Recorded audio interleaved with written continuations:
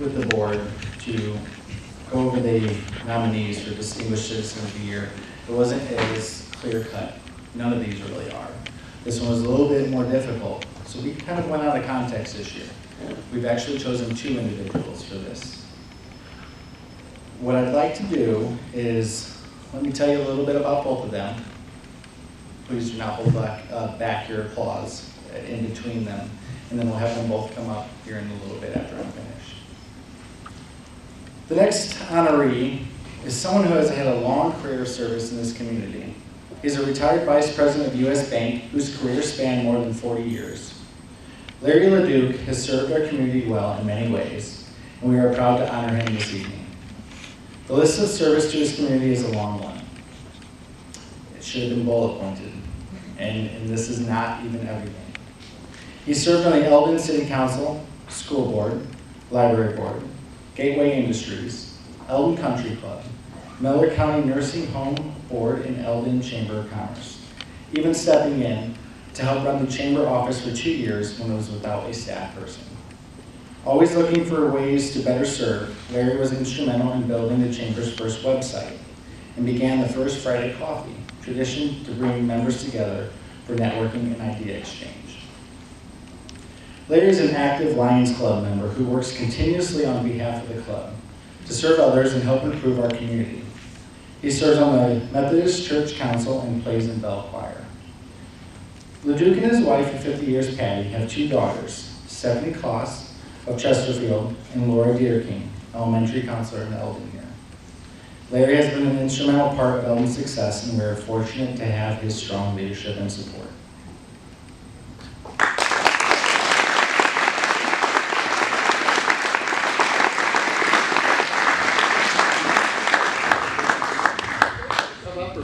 Come on up. Okay. When you have 2, I didn't know. We won't turn you away, we'll wait. Okay, thank you. No is not in our next honoree's vocabulary. Whether it be a request for a ride to the repair shop, to help thaw frozen pipes, water newly planted trees, even the 17 ones that were in Rock Island Park donated by the 100 empowered women after the 2019 tornado, loan a tool, mow grass, or any number of community service projects. Ed Bierbower is always ready to lend a hand. The road to Eldon was a long one for Ed. From his humble beginnings in Nebraska, Ed traveled the globe working in the oil business before settling in Las Vegas, where he met his first wife, an Eldon graduate, Rosie Robbins. They moved to Eldon in 1988, although his career in the oil fields continued until his retirement in 2010. He and his current wife, Linda, are both Eldon supporters and contribute to the community in many ways. A life in service distinguishes Ed. He was a board member of the Eldon Community Foundation and worked on many projects for the betterment of Eldon. He has served as deacon and elder for many years at First Christian Church and volunteers many hours with the church. He is a board member of the First Christian Church Foundation, was chair of the Property Management Committee, and served on the Finance Committee. A member of the Lions Club since 1967, Ed has held every office in that organization and is currently in his third year as president. On May 1st, Ed will become the first district vice governor who is the chief administrative office of the district and serves as the district governor team leader. He will be of assistance to and visit 36 district clubs and preside over all general group functions. His favorite Lions Club fundraiser is the circus. They bring to Eldon, he brings to Eldon every year. Ed often says, "I love the Lions and what they do." Ed is a humble man who never says an unkind word about anyone, is a true and loyal friend, loving husband, father, and grandfather. We are fortunate to call him a friend and grateful for what he does. It is my honor to introduce Larry LaDuke and Ed Bierbower as our distinguished citizens.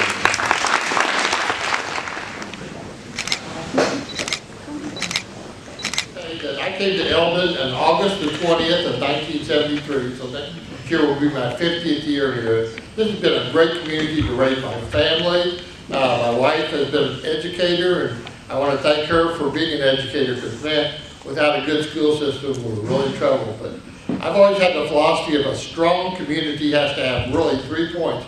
A strong chamber, which we see here tonight, a strong city government, which with Trevor and Don's leadership right now, we're hitting really good, and a strong school system.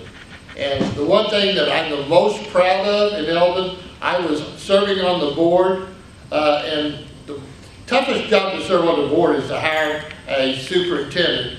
And I think I'm batting 1,000. I don't know what you are batting, Rob.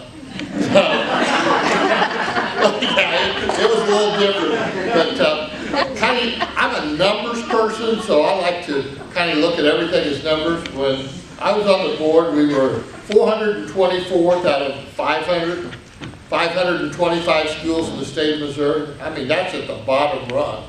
And so when we interviewed our candidate, his goal to us is, I want this school system to be in the top 10 in the state of Missouri.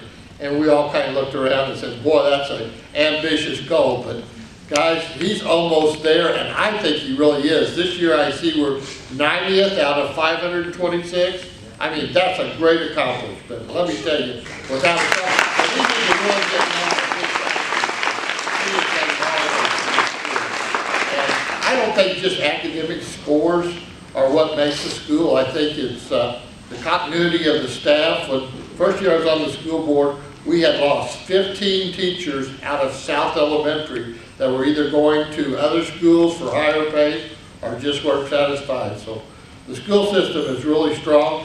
The city, I was on that council about 5 years ago, and we struggled, but I think we're on a real upward trend looking at the sales tax numbers, and that's thanks to all you merchants selling more and more products and generating funds. And then the Chamber of Commerce, 165 members. When I left there, we were at 166, and we were working really hard. 165 members for this organization is great. And so all I got to think is, one thing I'd like to say for everybody here is Eldon needs to, we've got two great industries. We just need to keep thinking bigger and bigger, and we will get better and better. And thanks for this honor.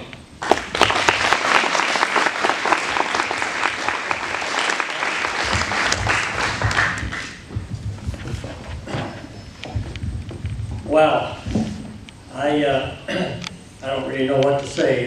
I was shocked when I found out about this. I had a church board meeting tonight, and I told Linda Monday, I said, I've got to make this board meeting because we missed last month. We was in Hilton Head. And she said, you're going to the chamber dinner. I spent $35 on your ticket.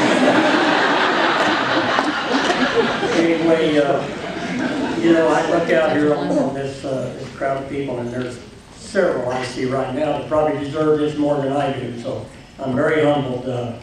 I'm not a modified Eldon Knight. I'm a transplant. I'll give you a little bit of history how that came about. On the introduction, it mentioned that I had married Rosie Robbins in Las Vegas in 1966, and I was following rigs around. When I graduated from school, well, I was in my junior or senior year, a friend of mine named Bob Newman offered me a job on a drilling rig. So I worked that summer, and I enjoyed it. I really did. And I went back and graduated and enrolled in Glendale Junior College.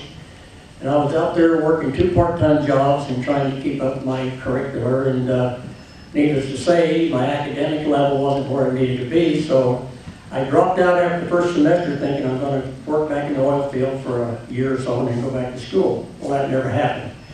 I got to following rigs around through Nebraska and Wyoming and Utah and New Mexico, and they ended up out in Las Vegas. They signed that test ban treaty where all nuclear testing had to be done underground.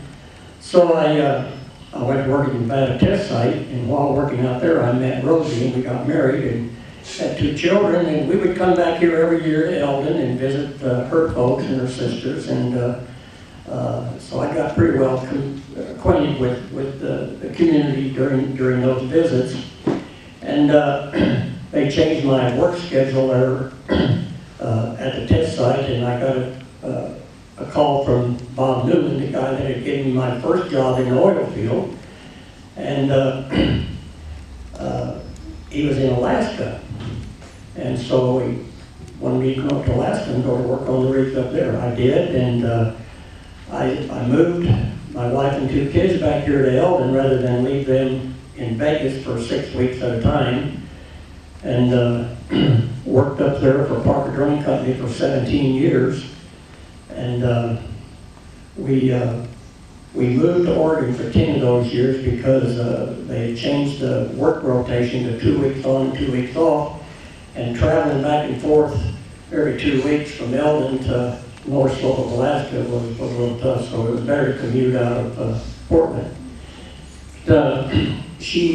Rosie lost her father in 2000, or it was 1988, I'm sorry. And so she wanted to move back to Eldon, be closer to her family, her mother and her two sisters. So we moved back here in '88, and I continued to work overseas.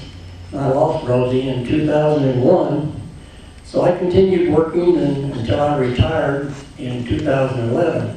And I had met Linda Scribner about a year earlier, and so Linda and I celebrated my retirement with marriage vows. And it's been a wild ride ever since then. You have to buckle up and stay passing down because she's got something going all the time. I truly love, you think about the decisions that you make on your path through life and the impact it has on you to your life. If I had not followed those rigs and ended up in Las Vegas, I would have never met Rosie. I would have never known where Eldon, Missouri was at. And had I not stayed here after I lost her and retired here, I wouldn't have met my Linda. So everything, there's somebody up there telling you what to do, I think. Anyway, I love this town, and I love my wife. I'm grateful for this honor. I have one more thing that I need to say, and I'll probably get ridiculed by it, but as the president of the Lions Club, we've got our first fundraiser next Thursday.